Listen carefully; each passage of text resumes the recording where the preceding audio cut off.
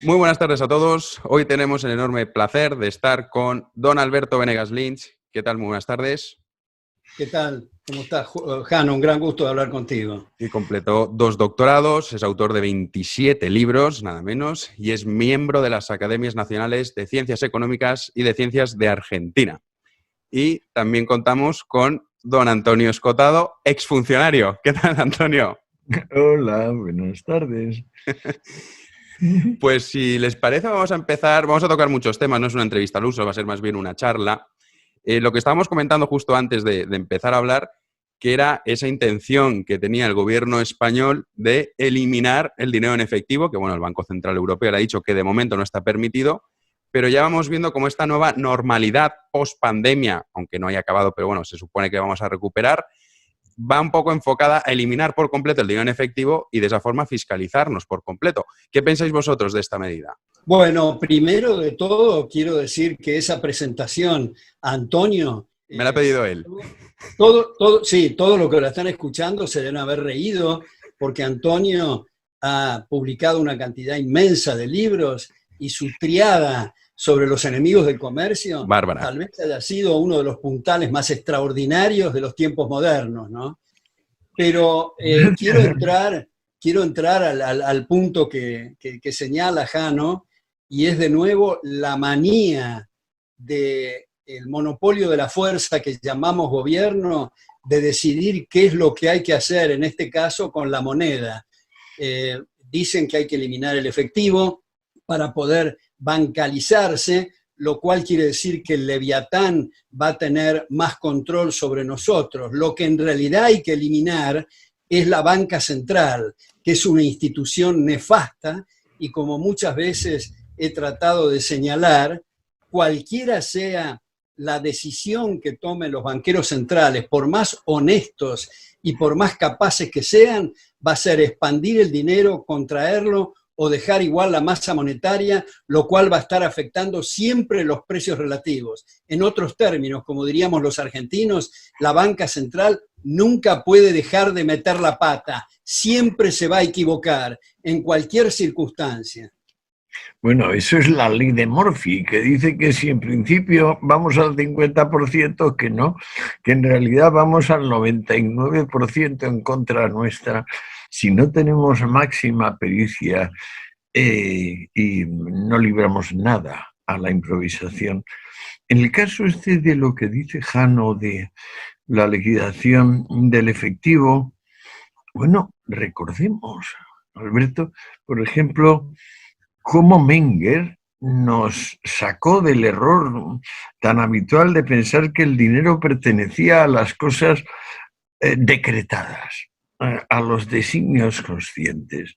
Y nos dijo que va, es función de una cierta densidad del intercambio de bienes y servicios en ciertos puntos, y entonces espontáneamente surge.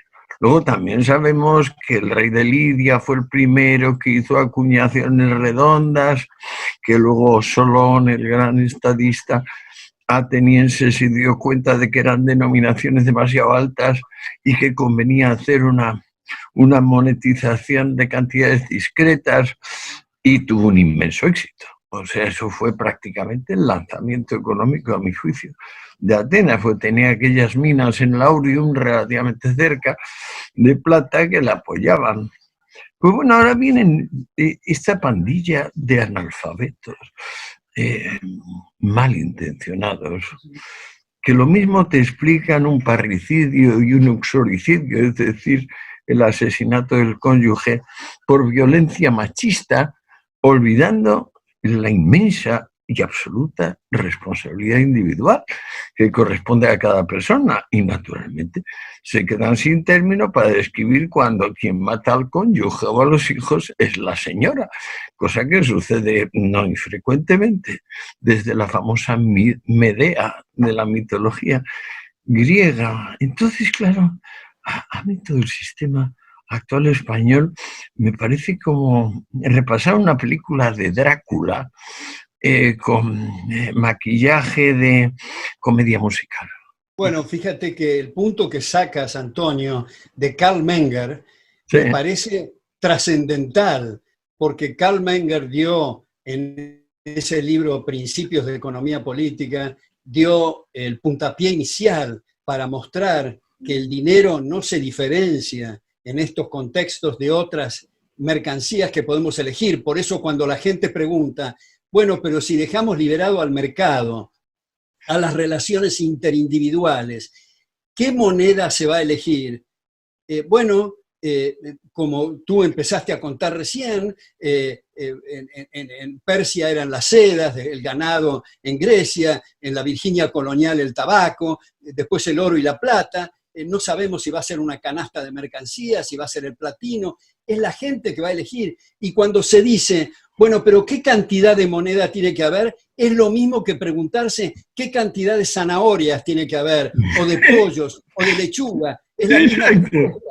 Entonces, yo creo que este premio Nobel en Economía, que los dos, tú y yo, Antonio, admiramos tanto, Hayek, ha publicado en el año 76 este libro, a veces mal traducido en nuestra lengua, que se llama La privatización del dinero, The Denationalization of Money, donde señala, hemos tardado siglos y siglos para darnos cuenta del horror de unir la religión con el Estado, esperemos que no se tarden otros siglos para darnos cuenta que igual que el lobo feroz, tener el Banco Central es para explotarnos mejor. Sí, bueno, yo, Alberto, lo que pasa es que de buenas a primeras la liquidación de la banca central, que me parece a medio y largo plazo inexcusable, de buenas a primeras puede al público en general, que no está informado de las instituciones económicas, por ejemplo, ni siquiera está informado del trascendental cambio que fue pasar del metálico al papel moneda, es decir, al dinero de confianza. Si le decimos ahora de buenas a primeras a personas que no saben nada de nada en la materia, que el problema es la banca central, me temo que las desorientamos en buena medida al público en general. ¿A ti qué te parece? Yo creo que lo mismo que decía Hayek, cuando alguien le discutía y le decía, bueno, pero no se puede dar libertad de golpe porque la gente se va a confundir, Hayek decía, eso es lo mismo que decirle a la gente que no puede entrar a un natatorio antes de que sepa nadar. Jamás en la vida va a nadar. Yo creo que a lo mejor, Antonio, me parece que subestimamos a la gente de que pueda arreglárselas y darse cuenta con mucho mayor rapidez de la que suponemos que los papeles pintados que tienen patrón aire no sirven para nada y que tradicionalmente el papel moneda era un recibo por mercancía depositada, oro, plata o lo que fuera. Así empezaron interés. Perdóname, ¿Perdón? Alberto, pagaba interés. La primera emisión aquella de 6 millones de libras pagó interés. Si no recuerdo mal, un 4 o un 6%. Y fue el primer lanzamiento, lo hizo el Banco de Inglaterra, pero acuérdate que los principales inversores eran banqueros holandeses que se habían mudado poco antes a Londres. Y hay el maravilloso ese libro de Inquiry into the Principles of Paper Money o algo así, que claro, pues es fascinante. No, Juan, estoy de acuerdo en que, por supuesto, para nadar hay que tirarse al agua. Eso completamente. Pero me refiero concretamente en esta conversación que estamos teniendo ahora, pensando en el público que tenemos ahora.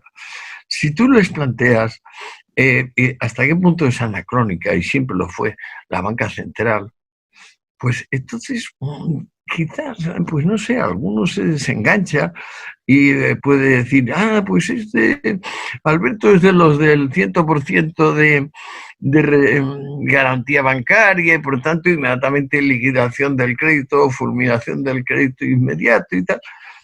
Las posiciones de Rothbard que vienen de Mises, por cierto, menudo libro, el de la acción humana o el del crédito. Bueno, es que Mises es un genio, eso no se puede discutir.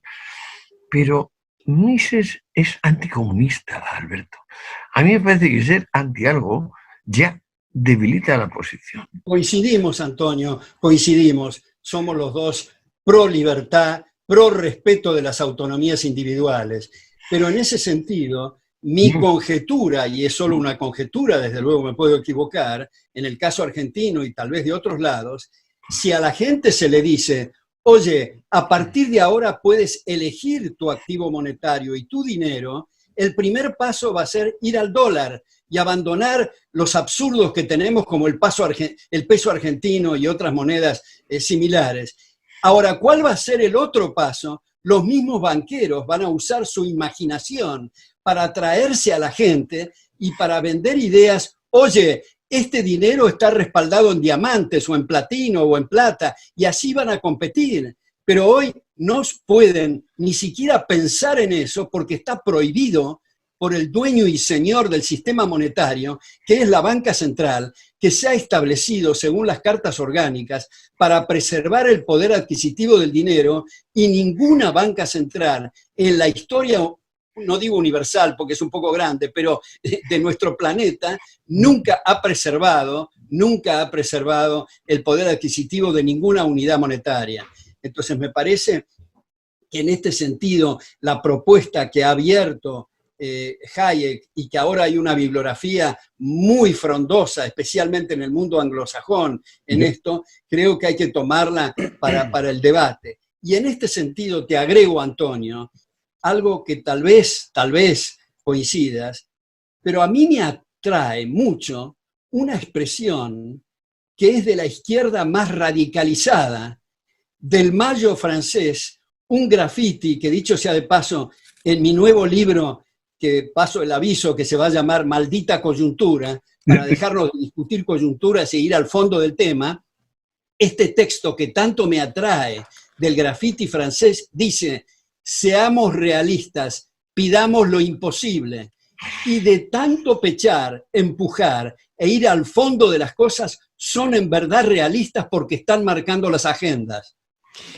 Completamente de acuerdo, pero además te diré que hay un dato estimulante que quizás has olvidado, el Bitcoin y todos los posibles análogos y herederos.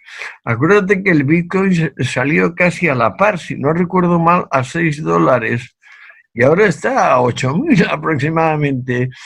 Eso revela hasta qué punto el público espontáneamente puede apoyar una iniciativa que en principio, claro, es totalmente demoledora para este mundo del mangoneo, los ladrones organizados, etcétera, etcétera. De modo que, claro que sí. Yo estoy pensando poner el dinero poco que tengo en bitcoins, por cierto, aunque claro, siempre digo, si yo lo decido, lo van a decir muchos y va a bajar. Había subido tanto justo porque no se habían sumado en principio tantos, ¿no? Pero vamos, es muy actual, Hayek, estoy contigo. Es muy actual el concepto de orden espontáneo. Porque claro, la tentación humana es decir que todo orden viene de una orden como la del cuartel o el seminario, el convento, a toque de clarinazo o de campana. Y claro, eso está colmado de entropía, ese tipo de orden, ese orden decretado, ese orden consciente, limitado al designio de fulano y de mengano. Ahí cojea por fuerza, y donde surge algo impersonal, por ejemplo el Bitcoin, pues sale adelante. Vamos a ver si somos capaces de explicar por qué las subidas de impuestos son de forma masiva, que es lo que se pretende hacer en España. Bueno, España y Argentina en realidad somos primos hermanos. Yo creo que España va a ser la próxima Argentina, desgraciadamente, Europa. ¡Qué horror! Yo creo que vamos en esa dirección. Vamos a intentar explicar a la gente que nos escucha por qué esta subida masiva de impuestos que se está intentando vender por parte de muchísimos políticos, no solo en España, no solo en Europa, sino también en Sudamérica y en todas las partes del globo terráqueo, para paliar esta crisis económica que estamos padeciendo y que vamos a padecer. ¿Por qué es un error subir los impuestos? Bueno, hay una curva que dice que cuanto más extrema es la severidad fiscal, menor será la recaudación total. He ido oyendo diferentes nombres para el autor de la curva. Una vez le llaman Stephens, otras veces Martin, otras veces yo qué sé. Da igual. Es cierto que extremar la severidad fiscal reduce el monto total de la recaudación, no, ya a corto plazo. Y ese sería un argumento inmediato en contra, pero sobre todo el argumento, a mi juicio, es hands off, o que saque la patita, fuera las manos de donde la ha metido usted. Igual que, por ejemplo, el asunto de las drogas. Dicen que ha metido usted la mano ahí para ayudar al público, pero hombre, lo que ha pasado es que muchísimas más personas que toman drogas, muchísimo más negocio. ¿Por qué me toma usted el pelo? Pues aquí, con esto de el gobierno providente, previsor, que va a ayudar a las personas, claro, dices, oiga, pero ¿usted quién es? O sea, para empezar, ¿usted qué formación tiene? ¿Cómo se atreve usted, señor, a hablar, por ejemplo, como esta ministra nuestra, que su empleo previo ha sido ser cajera de súper y pega ese salto monumental de primero estudiante, luego cajera de súper y inmediatamente ministra? Me imagino que cosas así pueden ocurrir en Argentina, pero no van a ocurrir en Holanda o en Dinamarca. Yo creo que ocurre esto porque todavía no hemos entendido para qué es el monopolio de la fuerza o el gobierno. No hemos entendido que es para proteger derechos en esta instancia del proceso de evolución cultural. No sabemos lo que va a ocurrir más adelante porque hay otros debates paralelos muy interesantes. Tú has mencionado Rothbard, etcétera. Pero digo, en esta instancia es para proteger derechos, para dar seguridad y justicia, que es lo único que no hacen los gobiernos.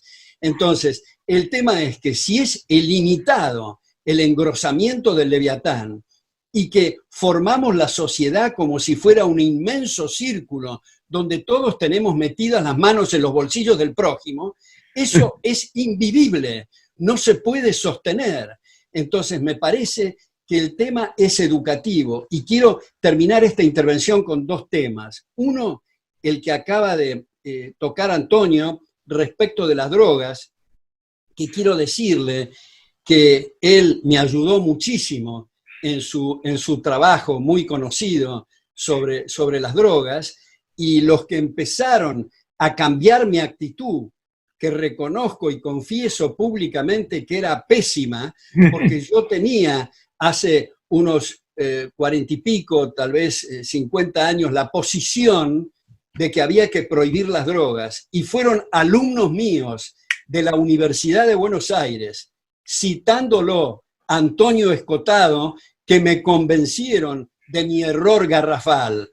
Ahora, habiendo dicho eso, le pregunto a Antonio, ¿no crees tú que nosotros los liberales deberíamos de hacer un examen de conciencia y una autocrítica en el sentido de, en vez de estar diciendo ¿por qué diablos la gente no entiende lo que estoy diciendo?, tal vez deberíamos de pensar, hablo en primera persona, tal vez yo debería de pensar, ¿por qué soy tan inepto para pasar el mensaje? Y como somos más benévolos con nosotros mismos que con el prójimo, así vamos a hacer mejor los deberes, así vamos a escribir mejor el próximo libro, el próximo ensayo, artículo o dar mejor la clase.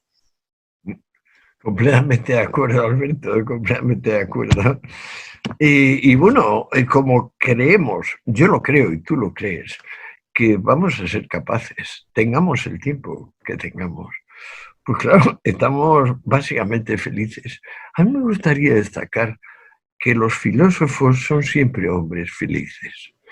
Es decir, que desde que se despiertan hasta que se acuestan son felices. Sócrates, que era pequeñito, feo, sin recursos económicos, era tan entusiasta, su alegría desbordaba tanto que era casi tan fuerte como su ironía. Y lo mismo se puede decir de Spinoza o de Hegel. O sea, el saber está íntimamente ligado con el contento. Y el contento viene de que el destino humano es saber. Igual que la jirafa, lo que tiene su ventaja evolutiva es la longitud del cuello, nuestra ventaja evolutiva es el entendimiento.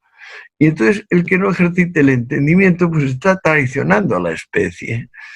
Y también, de paso, saboteando sus posibilidades de ser un ser alegre. Es decir, de emplear el tiempo de una forma no aburrida y productiva. sabiendo de cualquier cosa que no sea exactamente el yo y mi círculo íntimo de problemas.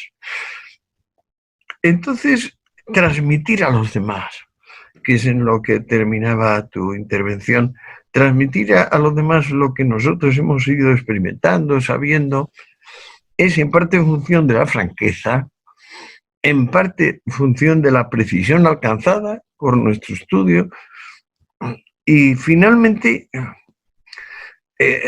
yo diría que es necesario que nos eche una mano el que oye.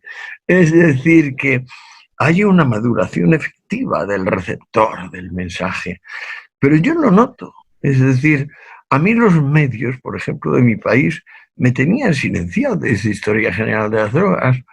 De alguna manera, bueno, pues existía, seguía escribiendo libros, pero no existía. No sucede lo mismo con las redes. Hay otra cuestión para seguir con el planteamiento que nos hizo Jano recién, que no sé si tú estás de acuerdo, no sé si está en el centro del debate, pero en todo caso ocupa un lugar preponderante, y es la noción del derecho. Si yo tengo, y esto no te lo digo a ti porque no te estoy diciendo ninguna cosa nueva, lo digo para lo que eventualmente puedan oír. No, es fundamental lo que dices. Claro, es que esta gente... Grabación, Perdón, para los que puedan oír esta grabación, digo, si yo gano 1.000 en el mercado, hay la obligación universal de respetarme los 1.000.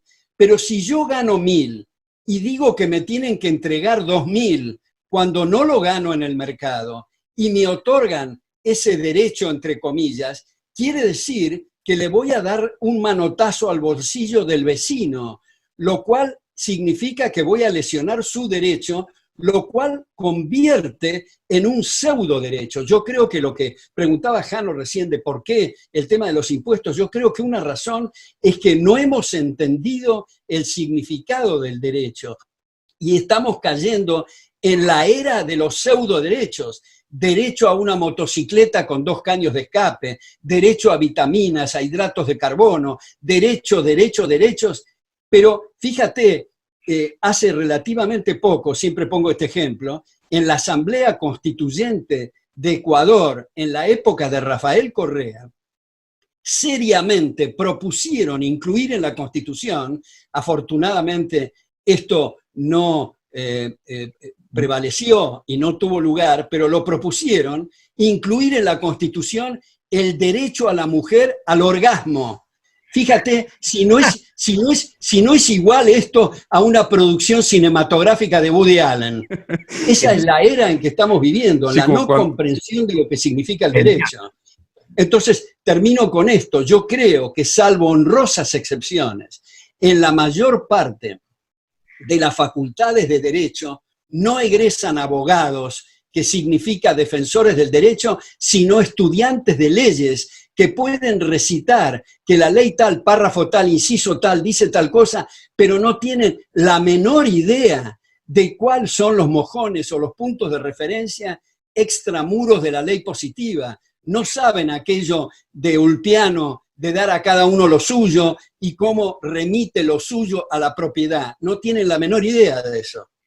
Alberto, genial. Además, esto nos introduce al corazón del asunto. ¿Qué es el derecho?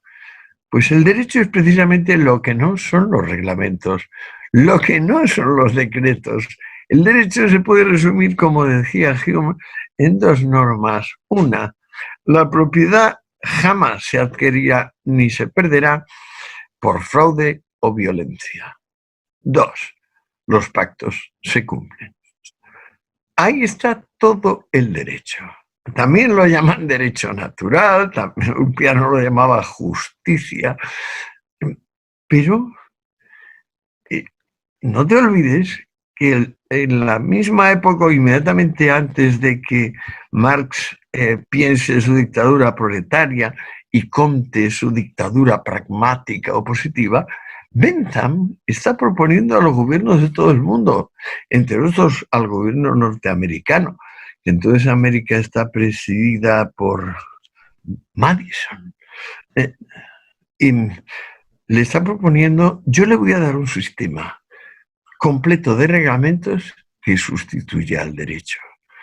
que hace que sea inevitable la jurisprudencia, que evite la suposición de que hay algo previo a lo que ahora mismo yo mando. ¿Te das cuenta de qué barbaridad es todo esto? Pues bueno, estos tres que he mencionado, el señor Bentham, el señor Comte, el señor Marx, todos se declaran darwinistas, es decir, evolucionistas. Pero los tres consideran que la evolución hasta ellos. A partir de ellos ya no hay que dejar que haya evolución. Es decir, no vamos a seguir permitiendo que pequeñas ventajas individuales acaben condicionando el universo. No, no, no. A partir de ellos ya se acabó la evolución y viene la dictadura de lo más eficaz. Y claro, lo más eficaz aquí es que no haya derecho, que haya reglamentos. Bueno, hay que luchar a muerte contra esto. Ahora, ya que lo has mencionado a Marx, quisiera sacarme una duda, que nada mejor que disiparla contigo, Antonio, y es la siguiente. He visto que hay algunos autores que a través del tiempo tienen la siguiente conjetura sobre la honestidad intelectual de Marx, y es esto. A partir de cuando Marx escribió su primer tomo del Capital, en 1867, según nos cuenta Engels, 20 años después de la muerte de Marx y 30 años después de ese primer tomo, nos cuenta Engels que Marx ya tenía redactados los tomos segundo y tercero, pero a pesar de tener 49 años y de ser un escritor muy prolífico, nunca más publicó nada, salvo el programa Gotha y algo de la Comuna de París secundario, a partir de que Carl Menger, que tú mencionaste, en 1871, produjo esta teoría del valor que dio por tierra con toda la tesis marxista. ¿Tú dirías que es consecuencia de honestidad intelectual de Marx, aunque algunos dicen que para ser del todo honesto hubiera reconocido abiertamente su error, no simplemente quedarse callado? Pero tú ves que hay la posibilidad de esa conjetura que quedó muy impactado con esta teoría del valor, o no lo ves como una conjetura plausible? No, lo veo exactamente como lo dices tú. Es decir, fue quizá el único acto de honestidad intelectual que hizo en su vida, porque era acostumbraba decir que Gladstone había dicho eso cuando había dicho otra cosa, que Adam Smith había escrito eso cuando había escrito otra cosa. Él no respetaba nada. Pero en este caso se dio cuenta de que él se había comprometido de alguna manera en el tomo 1 a cuantificar la plusvalía. E incluso le había hecho aquella especie de conato de álgebra del capital, ¿te acuerdas? Con un par de quebrados y tal. Y yo en mi tomo 2 de los enemigos, claro, intento entrar un poquito más en detalle de eso y digo, no, pero es que aquí lo que no hay asomo de que sea una magnitud discreta. Es decir, que estamos hablando de magnitudes discretas dentro de esa algebrita que se hace, que tiene como 4 términos, pero concretamente plusvalía que él pone M. Mervert, pues que no es cuantificable, no lo ha sido y no lo es. De modo que él se dio cuenta, o bien leyendo a Menger, o bien leyendo a Walras, o bien leyendo a este inglés, el que hizo el libro. Exacto. Se dio cuenta de que eso le metía en camisa de 11 varas. Y como siempre fue un poco vago para cosas distintas de la sátira, del comentario vitriólico, que es lo que se le daba bien, porque es una especie de Aristófanes o Rabelais de los tiempos modernos, a mi juicio, Karl Marx. Entonces lo dejó por eso. De modo que fue un rasgo de pequeña honestidad intelectual.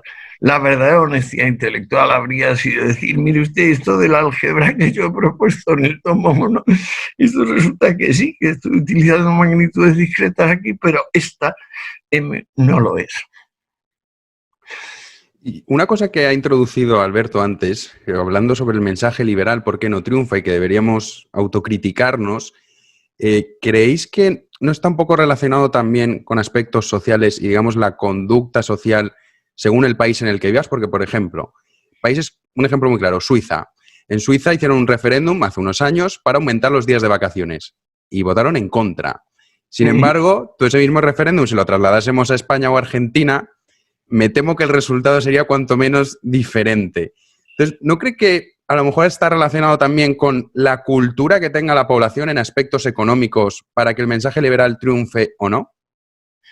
Definitivamente, definitivamente, pero otra vez creo que en lugar de proceder como perros histéricos moviéndonos en círculos para mordernos la cola con temas coyunturales, debatiendo largamente si el costo de la vida aumentó el 3.2 o el 3.6 o ese tipo de cosas, me parece que temas como los que hemos tocado con Antonio esta noche, temas de fondo que corren el eje del debate, que abren horizontes, me parece que van a ser decisivos para la cultura, porque estoy seguro que Antonio tiene la misma experiencia. Es extraordinario cuando uno tiene la oportunidad de estar un semestre o un año frente a alumnos o alumnas que nos digan, esto me cambió la vida, me hizo ver otro horizonte. Eso no tiene precio. Es un impacto fenomenal que recibe quien está dando clases. Lo que pasa es que si los alumnos y las alumnas no tienen la oportunidad de escuchar otra campana y están con su cuadernito un semestre, 2 semestres, 6 años, oyendo las mismas cosas anacrónicas, para no decir cavernarias, desde luego que lo que va a salir de ahí va a ser algo bastante peligroso para la sociedad y para cada uno de los individuos, ¿no? Bueno, yo creo que además, uno, hay que tomar en cuenta que Suiza es un maravilloso pionero, porque siendo una gente salvaje, Julio César, por ejemplo, dice, la única ventaja de estos enanitos, porque ellos, los helvéticos, eran la única tribu germánica bajita, según César, es que nunca dan la espalda. Y es mucho más difícil matar a un hombre de frente que cuando te da la espalda. Comentario de la Guerra de las Galias de César. Pues bueno, resulta que los helvéticos desde 1200 y pico tienen el juramento aquel donde ya está in nuce, en germen, la democracia, donde ya dicen no vamos a pagar protección. Porque es que la base de esto es te vendo protección, el tema gangsteril, que bueno, nos reímos en el caso de Capone, pero que es exactamente igual con Carlomagno, es decir, aquí no hay variante. El pacto este de dar al Estado el monopolio de la violencia depende de que el Estado sea efectivamente un ser impersonal, mutable y que refleje el parecer de las gentes, de la mayoría de las gentes. En el momento en que esto no se observe, ya no tenemos por qué obedecer al Estado como titular, único titular de la violencia legítima. Pues bueno, Suiza es un ejemplo maravilloso, pero yo me tiré un año de sabático en Tailandia y comprobé que, por ejemplo, el determinismo este sencillo que te dice, bueno, es que ahí donde puedes vivir simplemente recogiendo cocos y de las frutas y con una redecita al pescado, pues claro, no hay estímulo. ¿Y qué pasa con Singapur? Singapur era una ciénaga mortífera donde reinaba la malaria como en ningún punto de toda Asia. Y ahí está, con la cuarta, quinta renta per cápita del mundo. Sigue siendo bárbaro en muchos aspectos Singapur, por ejemplo, en materia de drogas, en materia de sexo, pero a pesar de todo, demuestra que el espíritu no depende de condiciones ambientales y, sin embargo, sí depende de tradición. Allí donde tienes 9 siglos de democracia, como en Suiza, aunque acabes de venir, o vamos, lleves 10 años y vengas de Etiopía, de alguna manera se te contagia. Y entonces cuando dicen aumentar las vacaciones, dicen no. Igual que dicen no a la renta básica, que fue un 74% del censo el que dijo no a la renta básica. Y sin embargo, Suiza es el único país lo bastante próspero como para poder permitírsela, sin que sea inmediatamente una ruina para el vecino. Fíjate que me gustaría tomar lo que preguntó Jano de Suiza con lo que tú acabas de decir, Antonio, de la democracia. Yo creo, y esta no es una cosa original, desde luego mía, que la democracia en el llamado mundo libre se degrada y se convierte bastante en cleptocracias, es decir, gobiernos de ladrones, de vidas, libertades y propiedades. Y creo que eso se sale por completo de la idea de autores contemporáneos como Giovanni Sartori, que sostienen que la parte mecánica, accidental y secundaria de la democracia es la mitad más uno o las primeras minorías. La parte sustancial es el respeto a las autonomías individuales.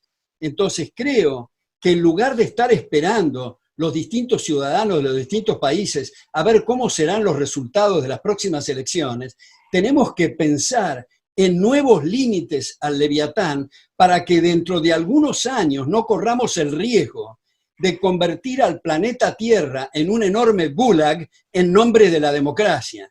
Hay un autor argentino, un constitucionalista, que se llama Juan González Calderón, que él dice que los demócratas de los números ni siquiera de números entienden, porque se basan en estas ecuaciones: 50% más 1% igual al 100%, 50% menos el 1% igual al 0%.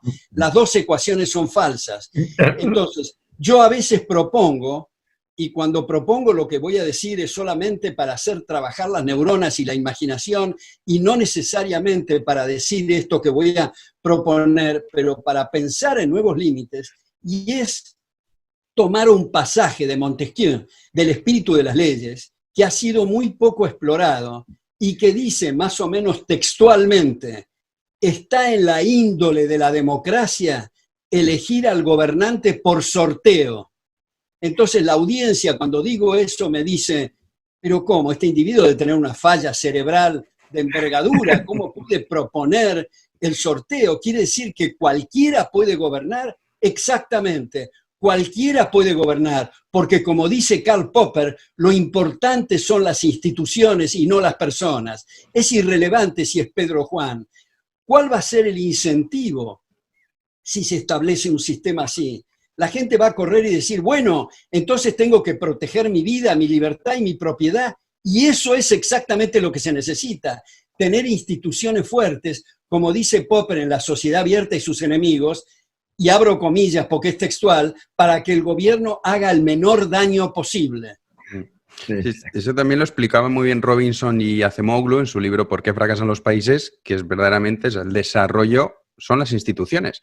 No que un país sea rico te permite que sea un país desarrollado. Bueno, desgraciadamente, Alberto, conoces muy bien Argentina, eres argentino, vives allí.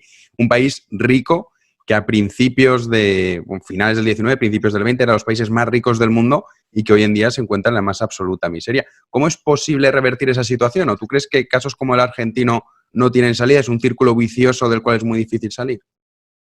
Bueno, en este sentido voy a poner una dosis de un gran optimismo. Y es que en la Argentina hay fundaciones en Tucumán, en Rosario, en Mendoza, en Córdoba, en Corrientes, en Buenos Aires, que son instituciones extraordinarias, que hay chicos y chicas, jóvenes de un valor notable, con tesis doctorales brillantes, que hacen esfuerzos muy extraordinarios. Yo creo que en eso debemos de descansar en el optimismo, porque hay esa oleada de gente joven. Oleada tal vez sea una expresión muy exagerada, porque la oleada es de los populismos y los nacionalismos, las xenofobias y las izquierdas, pero son primeros pasos. Y como digo, la gente es susceptible y muy hospitalaria a razonamientos de este tipo que estamos haciendo. Yo creo que eso no es solo el caso de la Argentina. Hay en muchos otros países también instituciones, algunos débiles, otros no tan débiles, pero que están haciendo estos esfuerzos, que están abriendo caminos, y me parece que tenemos que confiar en esa batalla de las ideas. Completamente de acuerdo. La mención al sorteo es muy feliz porque, bueno, ya sin duda lo sabes, que se empleó bastante en Atenas, el sistema de sorteo. También es del todo oportuno recordar que la democracia no fue nada estatuido tampoco por decreto, sino el resultado de que prosperasen la pericia a la hora de hacer aceites con grados muy bajos de acidez, una forja combinada, el arte de, digamos, de fundir metales con el arte del dibujo y del diseño, que les permitió hacer armaduras exportables al mundo entero, empezando por el yelmo corintio, y luego una alfarería de calidad excepcional que sedujo a todo el Mediterráneo. O sea, estos tres grupos de gentes, los olivareros, los alfareros y los herreros griegos, llegaron a tener tal éxito que el volumen demográfico alcanzado por ellos empezó a asemejarse al volumen de la plebe. Y en ese mismo instante, pues claro, deliberaron, podemos aliarnos con la plebe, que si no se va a aliar con los jerarcas, con los aristócratas, como por ejemplo Alemania en tiempos de Bismarck, que te acercas el superpoder de terratenientes a el proletario más proletario. Y entonces la democracia ateniense es el pacto que hace una clase media emergente, a mi juicio, como no se había visto, por lo menos en ese área, yo me atrevería a decir que en el mundo entero. Es decir, los primeros profesionales. Porque trabajadores, laborers, como dicen los ingleses, ha habido siempre, pero profesionales, a la hora de hacer aceite, a la hora de hacer yelmos, a la hora de hacer vasijas, no. Y yo lo veo esto muy ligado con lo que nos queda de Solón, lo que nos queda de Hesíodo. Son, a mi juicio, dos de los hombres más sabios que ha tenido la historia universal, cuya obsesión es, por Dios, que siga siendo honrado y cada vez más el trabajo independiente del hombre con amor propio. El hombre con amor propio que trabaje tiene tanto o mucho más mérito que el guerrero, que el pontífice, que el rey. Esta es la parte de la sociedad que nos interesa que crezca, porque al estar en medio está cubierto de los extremos, porque evidentemente no se puede negar que si uno pertenece al extremo de la pobreza, parte de la abyección, de la degradación que corresponde al no tener, pues se contagia al alma. Y no solo eres pobre material, eres pobre espiritual. Igual pasa con el amo, la aristócrata. En principio es muy noble ser el primero y haber llegado ahí desafiando al otro y diciendo, si tú no pliegas, luchamos a muerte. Sí, pero luego la molicie, la pereza, el hecho mismo de tener a otro trabajando para ti, te debilita y acaba prevaleciendo. Claro, porque eso que decimos del sorteo también fue aplicado en distintas áreas, instancias gubernamentales en la República de Florencia y en la República de Venecia. Ahora, sin necesidad de ir al sorteo en el Ejecutivo, hay otras propuestas que son interesantes. Por ejemplo, este jurista Bruno Leoni sugiere muy enfáticamente que en el Poder Judicial se abra por completo la posibilidad de arbitrajes privados, sin ninguna condición de ninguna naturaleza, a los efectos de abrir el proceso del common law inglés y del common law en la República Romana antes del Imperio, de tomar el derecho como un proceso de descubrimiento y no de ingeniería social y de diseño. Y por otra parte, últimamente se han hecho propuestas para imitar en el poder legislativo lo que ocurre en algunos estados en Estados Unidos, como Texas, Nevada, South Dakota, en fin, donde el legislador es part-time, es tiempo parcial. Después de cierto tiempo deja de legislar y se dedica a sus cuestiones personales, justamente para limitar el ímpetu legislativo, porque hay incluso en la Argentina y seguramente en España también algunas críticas a algunos legisladores que dicen que son unos vagos porque no presentan ningún proyecto de ley.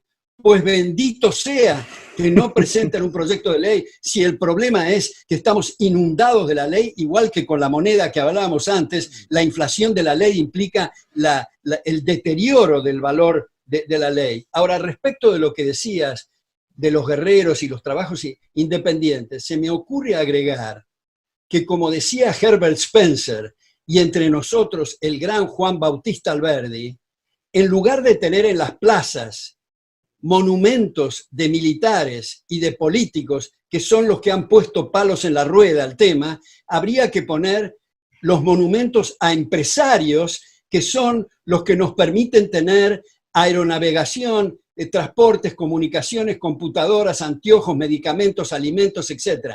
Y por supuesto, no me estoy refiriendo a aquellos empresarios, en realidad canallas, que están aliados con el poder para explotar a la gente con privilegios. Me estoy refiriendo a la gente que en el mercado, empresarios, que para mejorar su posición patrimonial no tienen más remedio que mejorar al prójimo, sea vendiendo zapatillas o pantalones, o salchichas o lo que fuera. Entonces, me parece que reivindicar el rol del empresario en momentos en que en nuestra región hay un embate contra el comerciante y en todo caso se perdona al comerciante chico como si no fuera su ambición ser grande, y resulta que cuando es grande es denostado y es mandado a la horca. En los extremos están las situaciones de este país gobernado por ese personaje que habla con los pajaritos, léase Venezuela, y la isla cárcel cubana, que lleva 60 años de tener una especie de campo de concentración. Me parece cosas indignas, y el segundero pasa rápido, se nos pasa la vida, y esto es necesario transformarlo especialmente para la gente más necesitada, que paradójicamente, desde el Papa para abajo, todos están haciendo recetas que implica el hundir gente en la pobreza. Totalmente, totalmente. Y una cosa que me parece que hemos tocado varios temas, el tema de las instituciones, pero yo quiero un poco volver al tema, digamos, cultural, porque a mí es lo que me preocupa y me tiene obsesionado enormemente, porque yo creo que la educación, pero entendamos educación no tener un título universitario, sino educación a la hora de estar formado en términos económicos y sociales, hacen que, por ejemplo, comentabas el tema de la pobreza y sacabas el tema del Papa. Lo que ocurre aquí en España, que supongo que a Alberto también le ocurrirá en Argentina, aquí se insulta mucho a Mancio Ortega, ¿no? Le dicen que es un explotador, que va a Camboya o que va a países que están en vías de desarrollo para aprovecharse. Cuando en realidad esto lo explica muy bien Ragnar Narksi en su libro, cómo se puede permitir que esa gente, los camboyanos, hace 25 años se morían de hambre, literalmente, y han triplicado su renta per cápita en los últimos 20 años. ¿Cómo es posible que todavía haya gente, sobre todo en España y en Argentina, que no entiendan que sin grandes empresas y que si no funcionan las empresas privadas, es imposible que en el ámbito público tú puedas tener un buen servicio? Porque no estamos diciendo que lo público debe desaparecer, pero si tú no tienes un sector privado fuerte empresarial, ¿cómo vas a conseguir que funcione bien el sistema público? ¿Cómo puede ser que la gente esto no lo comprenda en el siglo XXI? Bueno, yo creo que es consecuencia de lo que tú dijiste al comienzo, Jano, que es el tema de la educación. Y yo creo que acá viene otro tema de fondo para debatir, y es la vaca sagrada de nuestro tiempo, que son los ministerios de Educación y Cultura. Aceptar el cargo de ser un ministro de Educación o Cultura es una bofetada a la inteligencia, porque la educación implica procesos abiertos de prueba y error competitivos que entre las instituciones se hacen de auditorías cruzadas en busca de la excelencia. Y si hay que reconocer o acreditar determinados títulos, pues que se haga como originalmente academias e instituciones privadas que también en auditorías cruzadas se controlan entre sí. Nadie tiene la precisa, ni Antonio, ni yo, ni Jano, ni nadie puede decir yo voy a establecer cuál es la estructura curricular ideal. No, eso demuestra ignorancia, es un proceso abierto. Nunca vamos a llegar a una meta final. Estamos siempre en ebullición, en un proceso evolutivo. El aprendizaje tiene que ser de puertas y ventanas abiertas, que entre mucho oxígeno y competencia. Una, como digo, de las vacas sagradas de nuestra época son esos ministerios, que todavía la gente dice, bueno, vamos a esperar tener un buen patrón que nos diga en qué tenemos que educar nosotros y nuestros hijos. Eso es una falta de respeto, me parece, a la gente. Bueno, esto es un chorro de cuestiones lo que se nos está abriendo. Evidentemente, los filántropos de nuestro tiempo, yo diría que de todos los tiempos, son los fabricantes inventores, que han descubierto lo menos mecánico del mundo, que es cómo tailorizar, cómo mecanizar la producción de un artículo que empezó siendo de lujo y termina siendo de uso absolutamente común. Sobre todo ahora ha llegado a ser el iPhone, que es un aparato de increíble complejidad y sin embargo difundido hasta la última persona del planeta. Yo no lo tengo, pero porque soy un bicho raro, aunque estoy todo el día trabajando en internet, ¿no? Pero no lo tengo porque me molesta que me vibre o que me suene una cosa cerca al cuerpo. Me parece un desafío a mi autonomía personal y eso ha hecho que no lo acepte nunca. Y seguro que no lo voy a aceptar en el futuro. Pero son los filántropos, los verdaderos. ¿Y por qué no se reconocen? ¿Por qué no tienen estatua en los pueblos y en las ciudades? Pues porque reina esta insolente, necia y resentida idea de que quien trabaja es el empleado, cuando evidentemente quien trabaja es el empleador, y si no, va a la ruina. De modo que quien regala trabajo a la colectividad es siempre el empresario, no el empleado por el empresario. Pero luego lo cubres con esta falsedad malévola de no, el empleado es bueno, el empleador es malo, el empleador es explotador, el empleado es explotado. Estos son memeces malsanas que han ido prosperando. Pero bueno, tú y yo, por ejemplo, nuestra obra va completamente en la línea de decir no y no a esto. No porque seamos pesimistas, al contrario, porque confiamos en la condición humana, porque sabemos de la potencia del espíritu, que nunca podrá ser sobrevaluada. Pero claro, este espíritu es un yo, pero también es ante todo un nosotros. En el momento mismo en que este espíritu se subjetivice y particularice, pues deja de ser quien es. O sea, es siempre un ten con ten. El hombre libre, el investigador, tiene que tomar en cuenta que su trabajo no es nada y al mismo tiempo es el ladrillo sobre el que se construye el cosmos verdadero, que es el flujo de conciencia. Porque tampoco nos engañemos. O sea, todo lo que tenemos de realidad es el flujo subjetivo de cada conciencia.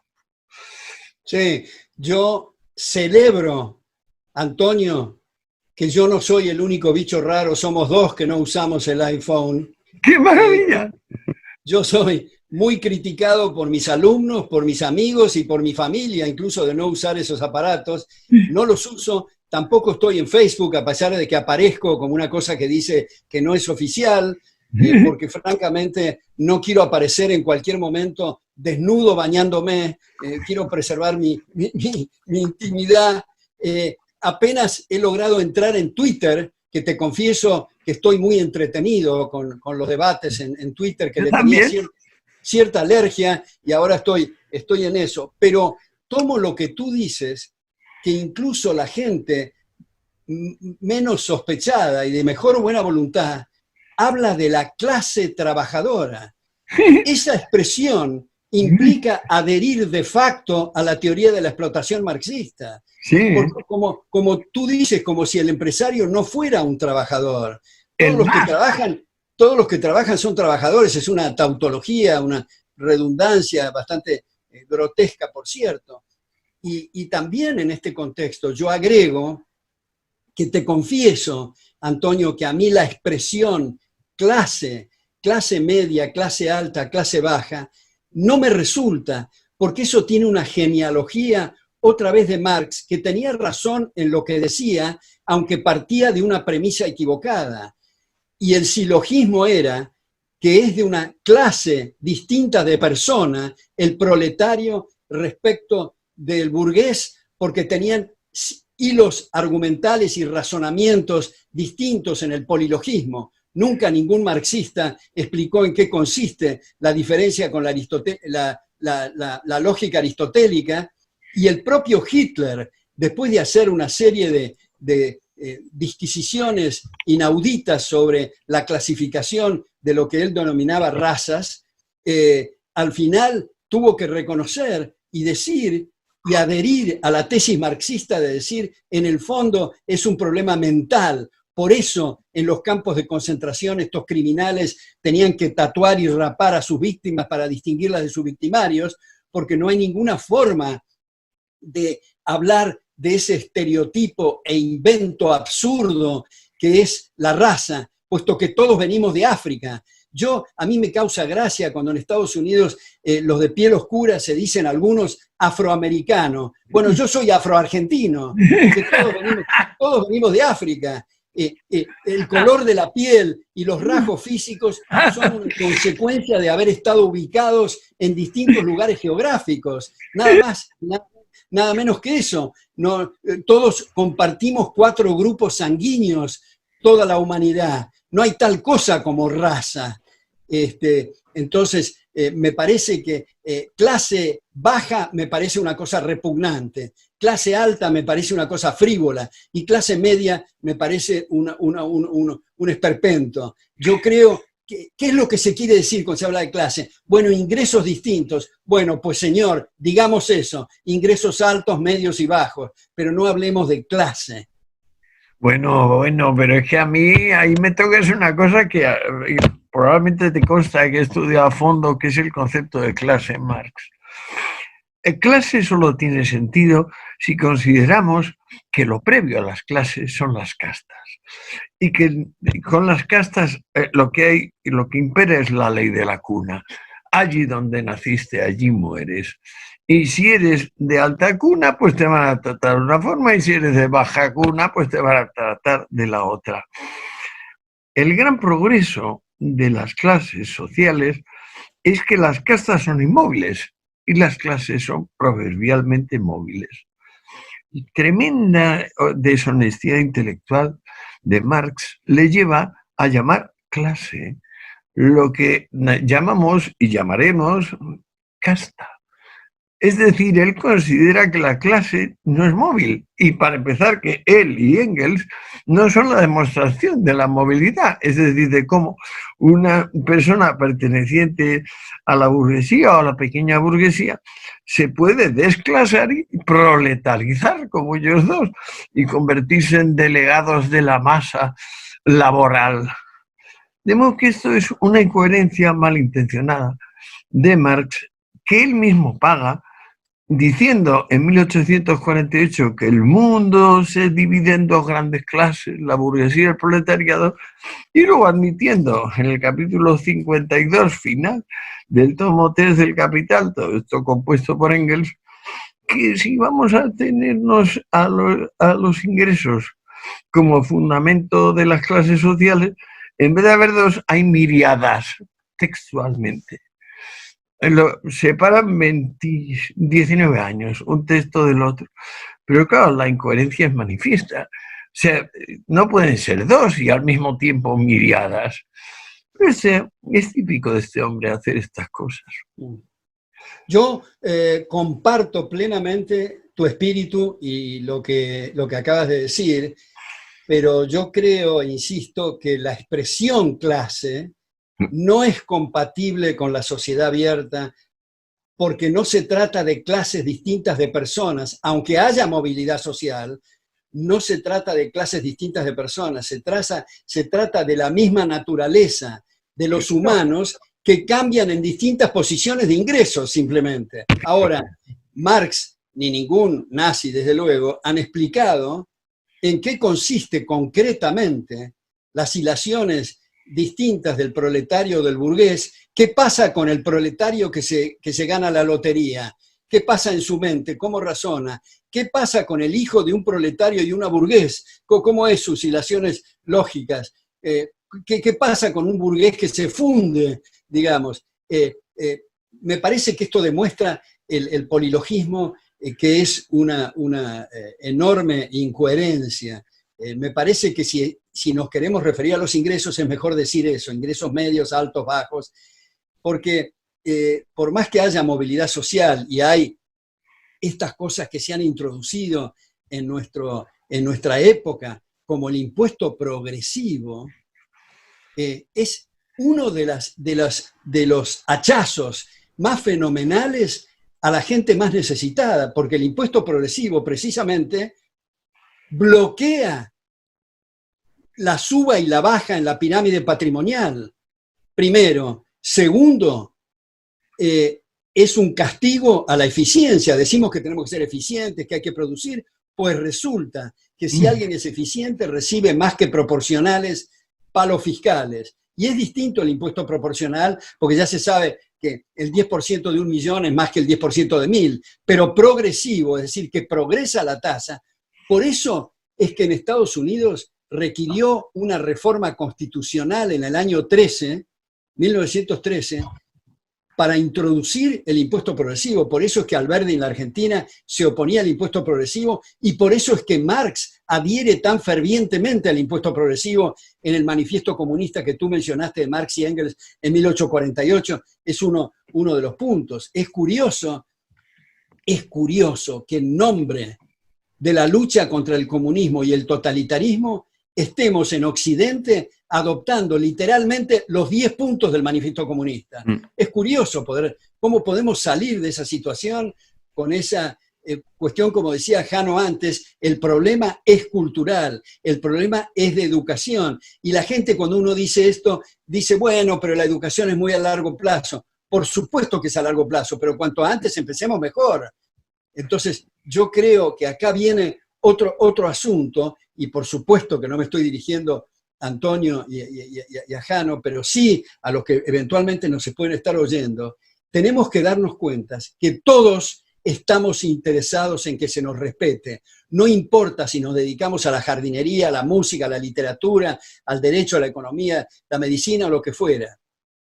Por lo tanto, todos tenemos, cada uno, y digo cada uno, como les dije a ustedes en un mail, siguiendo a Borges decía que cada uno es una realidad, mientras que todos es una abstracción. Así que todos, cada uno, quiero decir, tenemos que dedicarnos a contribuir a que se nos respete, poner nuestro granito de arena. Literalmente a la noche, antes de acostarnos, tenemos que preguntar, ¿qué hice hoy para que se me respete?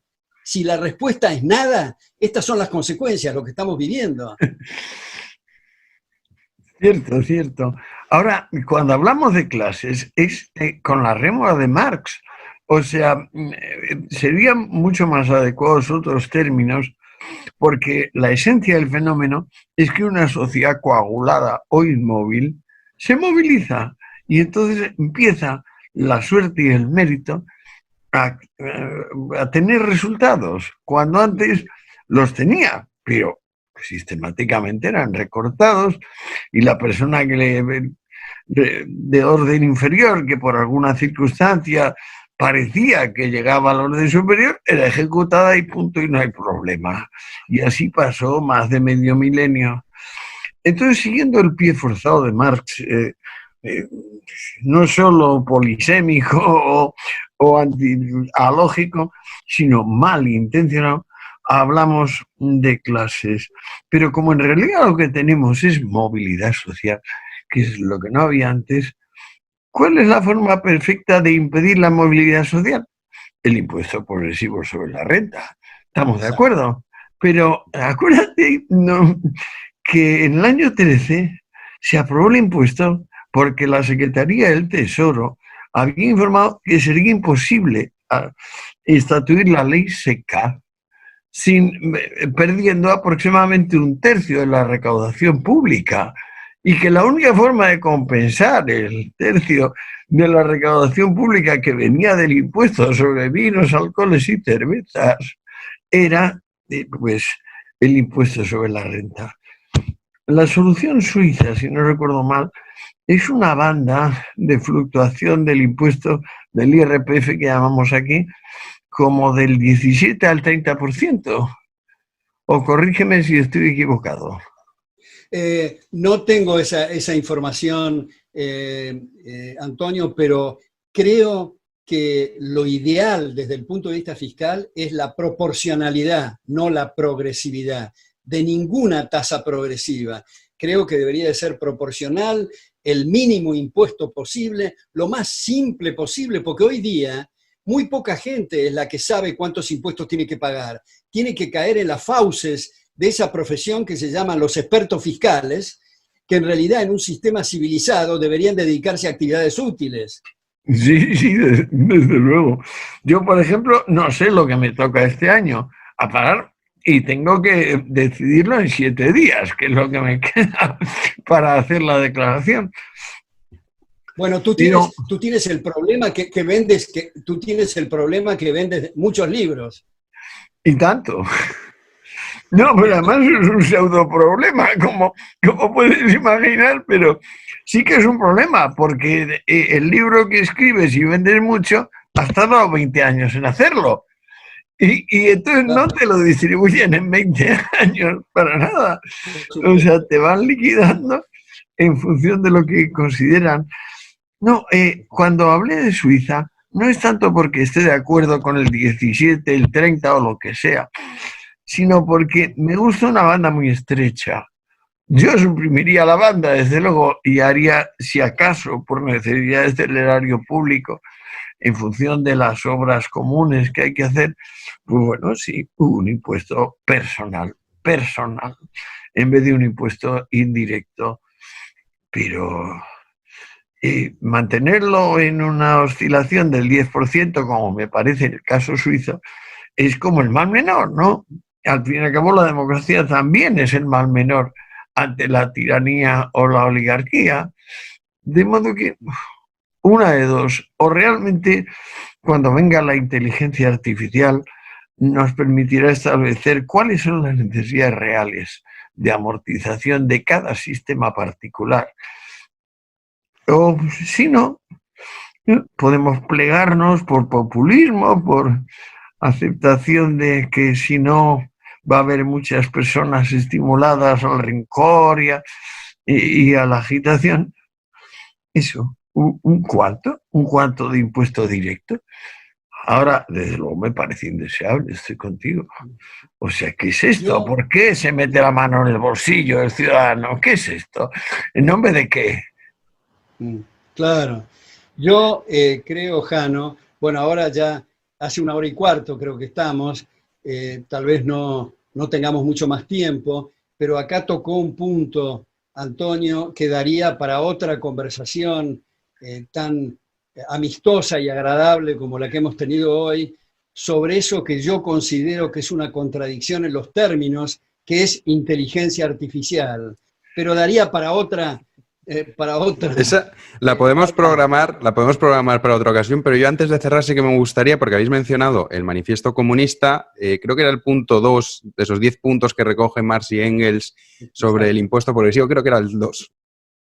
El que lo lea en resumen es acabar con la propiedad privada, que es, vamos, el residuo de libertad más absoluta que tiene el ser humano. Nosotros estamos viendo, y esta pandemia ha servido para muchos gobiernos, para ver hasta qué punto el ciudadano es obediente y acepta sin rechistar las imposiciones con distintas excusas, ya sea la salud o ya sea en términos económicos, o de ayuda al prójimo o de ayuda al más debilitado, ¿no? Haciendo y salvando las distancias. ¿Creéis que estamos repitiendo la historia o que se parece mucho lo que estamos viendo ahora a ese periodo de entreguerras en el cual esos totalitarismos, ese Estado omnipresente triunfó en Europa y en casi todas partes del mundo? Bueno, efectivamente es el punto segundo del manifiesto comunista, que dice literalmente un gran impuesto progresivo, el punto segundo, para destruir el sistema que Marx bautizó como capitalismo. Y sin embargo, muchos de las llamadas sociedad abierta o de Occidente lo adoptan como una conquista social o como algo sumamente atractivo. otra de las características que tiene el impuesto progresivo es que altera las posiciones patrimoniales relativas. O sea, cuando tú y yo vamos al supermercado, compramos más del bien A, menos del B, del C, estamos estableciendo posiciones patrimoniales relativas. Pues cuando salimos del supermercado, el gobierno nos dice, vamos a redistribuir ingresos, establecer un impuesto progresivo, lo cual quiere decir contradecir todo lo que votamos hace 5 minutos en el supermercado. ¿Y qué importa votar en un sentido distinto? Importa que los recursos son escasos, que no crecen en los árboles, que no hay de todos para todos todo el tiempo, y por lo tanto despilfarro y derroche implica consumo de capital, y consumo de capital implica baja de salarios en términos reales. O sea, para hacerla corta, es igual el impuesto progresivo a pobreza. Entonces, está bien que Marx lo proponga porque quería destruir el sistema capitalista, pero lo curioso es que muchos que se dicen partidarios de la sociedad libre están enfatizando en este asunto de la progresividad, ¿no? Y como tú dices, Jano, dice más o menos textualmente Marx y Engels en el Manifiesto Comunista, todo mi programa puede resumirse en lo siguiente: 2 puntos, abolición de la propiedad privada. Así es. Y eso ha sido una gran contribución, entre tantas otras, de Ludwig von Mises, que mostró que no hay tal cosa como una economía socialista, puesto que donde no hay propiedad no hay precios, y si no hay precios no tenemos la menor idea si conviene hacer los caminos de asfalto o de oro. Y si alguien levanta la mano y dice, no, de oro es un derroche, es porque recordó los precios relativos antes de abolir la propiedad. Completamente. Es que la tesis de abolir la propiedad privada le viene a Marx de ese muñón de libro que se llama Introducción o Análisis o Crítica de la Filosofía del Derecho de Hegel. Cuando me puse a leerlo, constaté con estupor que, claro, como sí conozco bastante bien la filosofía del derecho de Hegel, por alguna razón Marx se ciñó un octavo del texto de Hegel para extraer el conjunto de su rudimentario trabajo. Y entonces, claro, supuso que toda la evolución de la humanidad habría sido justamente concentrar capital, crear riqueza. Y también lo dice el manifiesto, no se pueden comparar con las pirámides de Egipto, las obras recientes de la burguesía, etcétera, etcétera. Pero claro, es mala fe, mala voluntad y torpeza identificar eso con la propiedad privada. Porque claro, la propiedad privada es lo mismo que la propiedad pública. Cada vez que se nacionaliza algo, en la práctica lo único que se hace es que se pone en manos del, digamos, mesías de turno, se pone en sus manos particulares, en los caudales ajenos, así, directamente. Es una cosa tan grotesca como que los trillones de neuronas que están actuando pues con millones de personas que intercambian cosas, de repente no, tiene que pararse y escuchar lo que mande el mesías. Y claro, esto es una pérdida, digamos, de información general en el sistema. Creo que este es el gran hallazgo de Mises, es decir, que se produce una fuga de información. Y en general, el resultado es que tú te propones acabar con la pobreza a través del sistema que con más seguridad va a generarla. Oye, qué delicia de reunión, ¿eh? Si queréis, podemos, porque llevamos 1 hora y 20 no, ya. Paremos, Jano, pero prometámonos hacer otra hora. Es que a Alberto no le conozco y estoy deseando conocerle, y como no lo puedo conocer físicamente, pues bueno, es un mal menor. Es un mal menor. Ha sido Antonio, un gran privilegio intercambiar ideas con una persona de tu estatura intelectual, y le agradezco mucho a Jano la coordinación de esto y su eficiencia para programarlo, y de nuevo le pido, como le dije, a través de nuestros mensajes epistolares, que esto lo ponga, además de lo que él quiera hacer, que lo ponga bajo mi nombre en YouTube, a los efectos de que lo pueda utilizar yo para otros grupos desde el punto de vista didáctico y también recuerda el manejo del volumen que tú vas a poder Sí, hacer con tu, y eso, con tu eso lo apaño, tecnología. sin Pero ningún les problema. mando un gran abrazo a los dos y les agradezco mucho esta reunión. Y yo a ti, Jano, y a Alberto, por supuesto. Yo creo que podemos terminar, aunque sea una arrogancia, diciendo guerrilla de la concordia. De la concordia. Sí, va a hacer falta, desde luego. Pues muchísimas gracias. Yo de verdad que es un absoluto placer estar como en las universidades, cuando uno va de oyente. Pues bueno, esto es una clase magistral.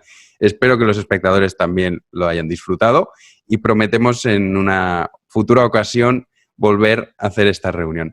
Un placer, muchas gracias, Antonio. Muchísimas gracias, Alberto. Así que bueno, alguna vez nos vamos a ver desde el punto de vista presencial, pero mientras nos vemos por la vía cibernética, que espero se repita. Genial, Alberto, genial. Pues muchísimas gracias a los dos. Ha sido un placer y prometemos una nueva entrega. Hasta luego. Hasta luego.